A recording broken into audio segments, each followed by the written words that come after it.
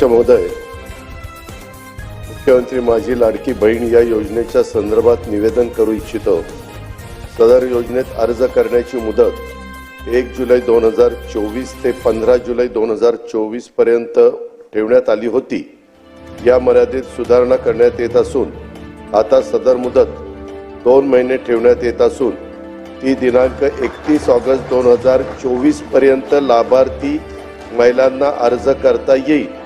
तसेच दिनांक 31 ऑगस्ट 2024 पर्यंत अर्ज करण्यात आलेल्या लाभार्थी महिलांना दिनांक 1 जुलै 2024 पासून दरमहा 1500 रुपये आर्थिक लाभ देण्यात येणार आहे।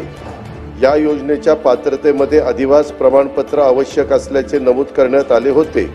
आता लाभार्थी महिलांच्याकडे अधिवास प्रमाणपत्र उपलब्ध नसेल तर त्याऐवजी 15 वर्षापूर्वीचे रेशन कार्ड किंवा मतदार ओळखपत्र किंवा शाळा सोडल्याचं प्रमाणपत्र किंवा जन्म दाखला या 4 पैकी कोणतेही ओळखपत्र किंवा प्रमाणपत्र ग्राह्य धरण्यात येणार आहे।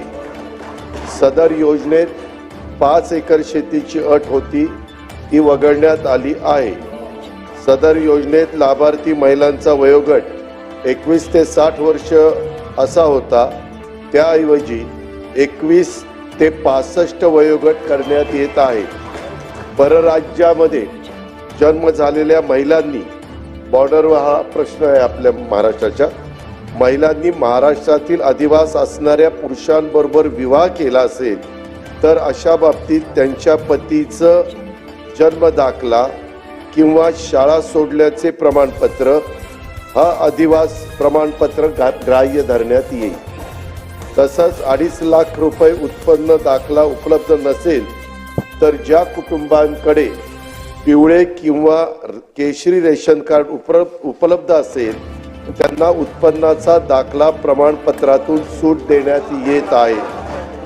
सदर योजनेत कुटुंबातील एक पात्र अविवाहित महिलेला सुद्धा या योजनेचा लाभ देण्यात येणार आहे।